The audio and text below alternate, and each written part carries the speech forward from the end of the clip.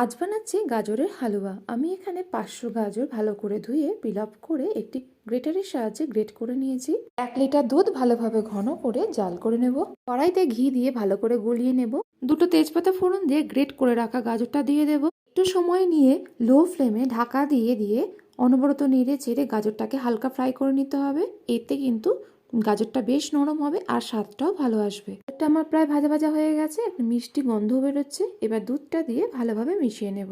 চিনি দিয়ে আবারও ভালোভাবে মিশিয়ে নিতে হবে। আমি এখানে 2 কাপ চিনি ব্যবহার করছি, তোমরা তোমাদের স্বাদ মতো দেবে। সামান্য একটু নুন দিয়ে দেবো। গ্যাসের ফ্লেমটা মিডিয়াম রেখে ঢাকা দিয়ে মাঝে মধ্যে একটু নাড়াচাড়া করে নিতে হবে। জাল করতে হবে যতক্ষণ না দুধটা ঘন হয়ে আসে। স্বাদটা একটু ভালো আসার জন্য আমি এখানে 2 চামচ গুঁড়ো দুধের ব্যবহার করছি। তোমরা চাইলে পুরো রান্নাটা গুঁড়ো দুধেও করতে পারো, আবার লিকুইড মিল্ক ব্যবহার করেও করতে পারো। ভালো করে দুধটা মিশিয়ে নেব। আমার কিন্তু গাজরের হালুয়াটা প্রায় হয়ে এসেছে।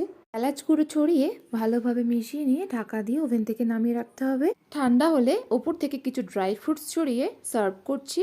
আমি এখানে কিশমিশ আর আলমন্ডের ব্যবহার করেছি, তোমরা তোমাদের পছন্দ মতো ড্রাই ফ্রুটস ব্যবহার করতে পারো।